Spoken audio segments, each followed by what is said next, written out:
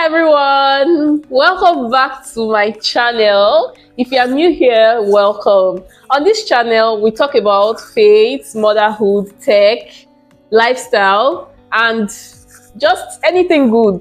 So yeah, welcome back to my channel. Today's episode, we're going to be talking about something really exciting. It's a topic that a lot of people think about this, but they don't really get honest opinions from people.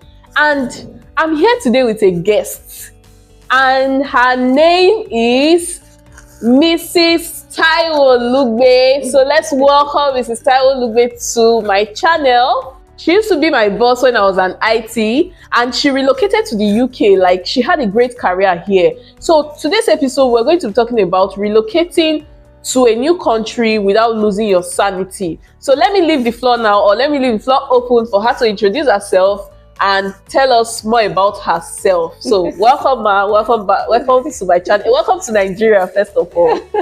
Welcome back. Thank you. Yeah. Thank you very much, Victoria. Thank you. I'm so happy to be here this afternoon. You're welcome. Yeah, my name is Taiwo Lugbe, a mom of 3 boys, and on my TikTok channel, my name is Tech Tyrish. I'm a cybersecurity analyst in the United Kingdom.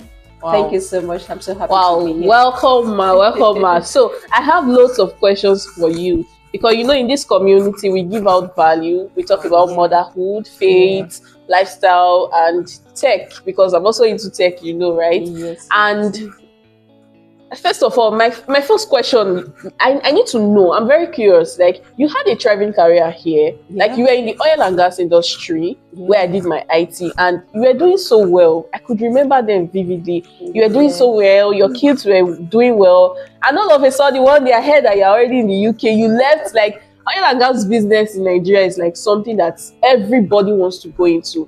So I want to know, like, was it really, what made you left? Like, you just left Nigeria and say, oh, you know what, I'm done. I'm transitioning into tech. I'm going to the UK with my kids. I want to know what transpired that decision.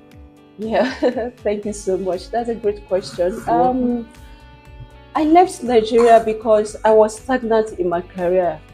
Despite the fact that I was holding a master's degree in computer science from Bethany, the Osa University, I was in a position for good 13 years.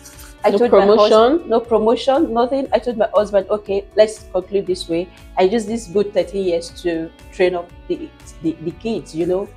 But now I think I'm done with Nigeria, and I think to proceed my career, since I'm already in line of tech, I need to get on into this and get out of this country. The system wasn't working for me, and the decision has allowed me to pursue a master degree in cybersecurity from the University of Surrey in Guildford in London. And this field, I'm finding everything, all the significant, very satisfaction, and I think growth as well.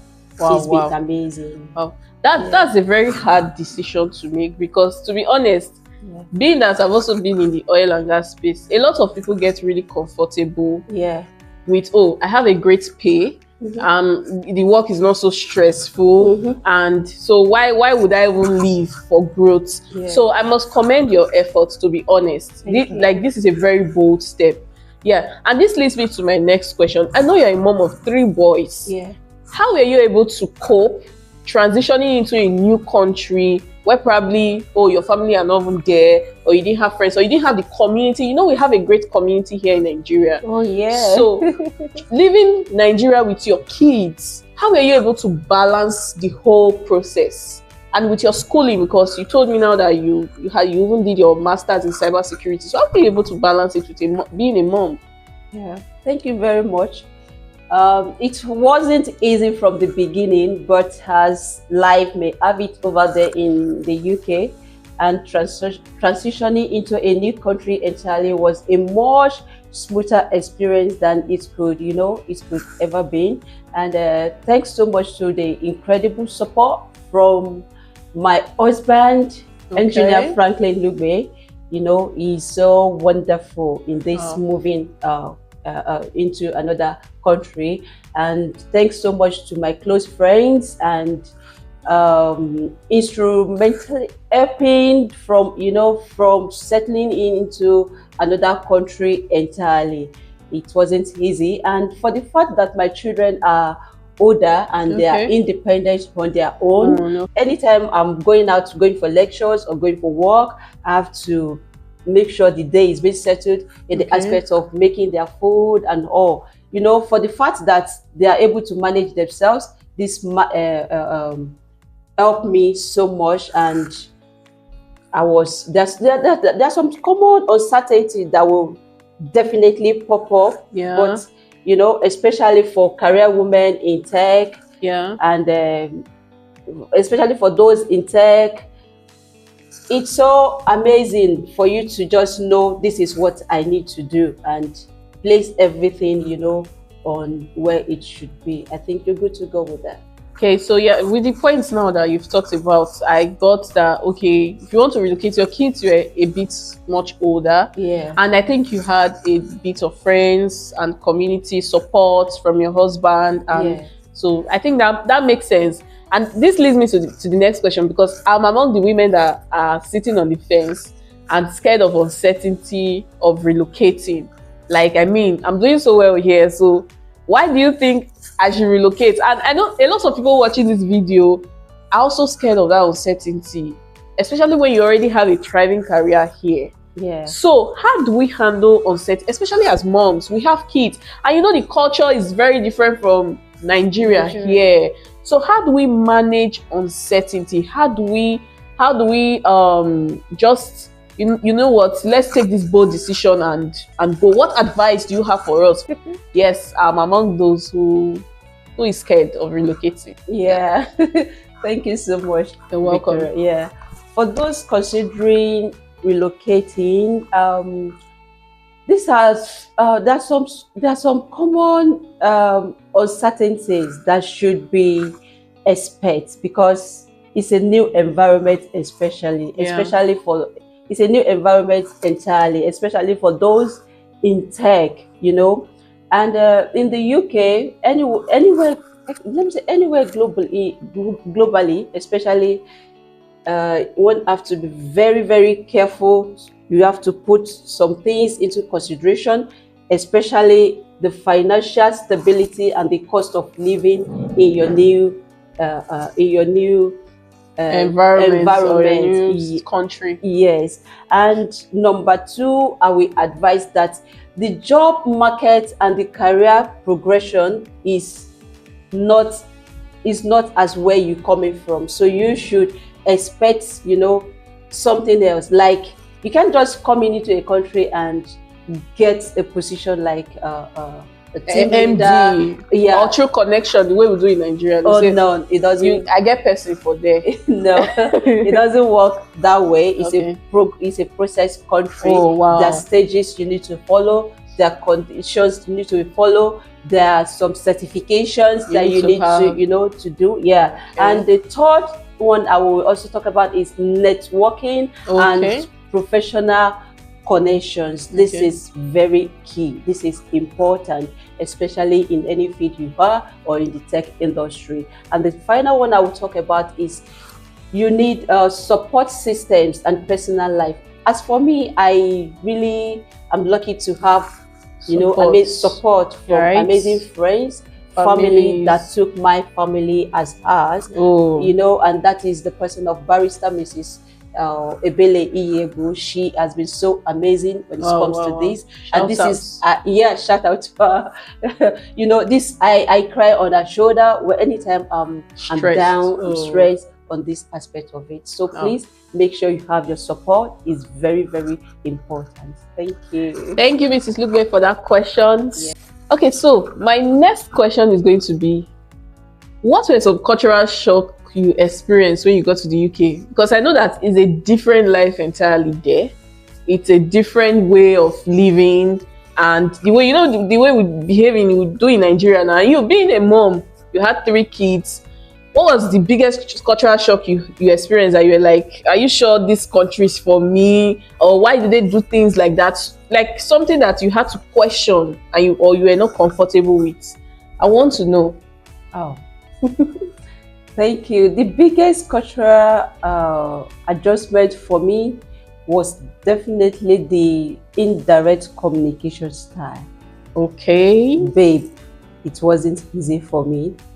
Back home in Nigeria, things are often more direct. Here in the UK, it's more, is another thing entirely. It's more nuanced, and understanding your spoken cure took some things that I wasn't used to, and I dealt with it by observing closely, asking and clarify questions that's that I'm unsure of, and just being patient and open to thought, and is it their accent? Are we talking about their accent now, or there's a way they ask questions? Yeah, it's the accent and the way people, because the area I am in the UK, I told you I attended University of Surrey, and the community as a whole, the way they speak, I find it so difficult. Wow. At times I can't even pick one word that is complete statement. At times if I want to go to class, I have to go with recording, things, stuffs like that. If I'm to deal with, with billing or stuffs, water system, everything, if I have anything to talk with them, with the customer service, it's, I have to be calling my children that everybody come and listen. So we get I can imagine, so the culture is another thing entirely. Before moving to the UK, I'll be traveling abroad, but I've not spent more than 2-3 weeks, like that. The culture is another thing entirely. Wow. It's a pure entire life for me, and especially for me, my kids, my husband, everybody was settled first. But for me, it was so difficult. But now everything is getting better, and I would say, the way people communicate here in the county where I live, it was difficult for me, but it's okay. The environment is so okay. The food, you were okay with the new food. It's not so, I heard it's also easy to get like African foods over there. So were you sourcing for African foods, or you just decided to try out their food? How did you go about that? For the food aspect of it, I never see it difficult, because I said earlier, you need support, you need good people around you. When you have all these things around you, getting anything will not be difficult. And we came with much African food, and there are so many African stores where we can get whatever you want. And this has been, we don't feel it at all. And for my kids, they eat their food in school. They are used to it, they never complain one day. Wow. But for me, I'm getting my eba, especially okra soup, every time. So if you're watching this and you're scared that, I'm not going to be eating African foods, you just heard her now. She said it's available, right? Yeah, it's available. Yeah. So the next question I'm going to ask is that, what tools or resources has helped you in your life, your career? Like, what tools can you recommend for someone now that is thinking of relocating? When the person gets there, what tools or resources can the person just reach out to and say, okay, this thing can help me in my schoolwork, this can help me in my career, this can help me. So give us some tools or resources that helped you. Thank you so much once again. And for settling in the UK, I think the official government, the official gov.uk, the website is so amazing. It's invaluable for the understanding visa requirements and your rights, because you also have your rights of staying in the UK, and the local council website is there for you to know. The local government council is there to help you with practical things like finding housing, registering for services, for your career. Even on the website you get to know your rights to vote, things to do, and I think tools like LinkedIn is also amazing. You know, it's full of the informations that you'll be in need of, and networking, finding opportunities in your environs, like those that are Christians. You get such in your church, in your churches, those that are Muslim. There are all these communities all together for you to find your feet, settle in your county, which makes the communication and forums, you know, to be very great in learning their local things. And in the cybersecurity landscape, and concerning professionals or tech space, or tech space, and already, you know, all these things are already in place together. And in joining the Nigeria Society, being the, you know, well-being officer from the University of Surrey also helped me, because being a well-being officer, it goes a long way. So many meetings out there where we meet Nigerians, where we meet people who fall back to for any, you know, assistance. Thank you so much for that question. So now, here takes me to our last and final question. If you could look back at your relocation journey, is there anything you should have done differently? Would you have left earlier, not stayed? Imagine staying in a company for like 13 to 14 years and there was no promotion. So what was one thing you should have done differently in this your relocation journey? Oh, thank you very much. You're welcome. Looking back, I probably would have, you know, started actively networking, you know, on my career, and this would have helped me to go far before now, even before the physical move. You know, building some connections is very building some connections beforehand, and this would have made the initial job search to be easy and setting in the process to be, you know, a little more smoother. And it was initially tough, but it's also sorted and all right by now. And it has, like I've said, it's all matter of time. Every damn thing will be okay with everyone, you know, relocating to another country entirely. It's just a matter of time. It takes nothing but time. Do not forget that. And be focused. Be focused. You've heard. So thank you so much, Ma. I think at least I've gotten some points really clear on some questions I had about relocating.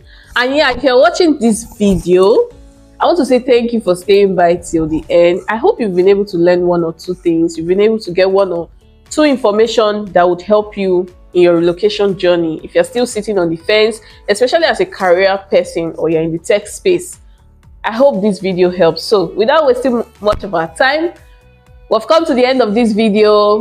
Thank you and see you in our next video. Bye. Thank you. Thank you.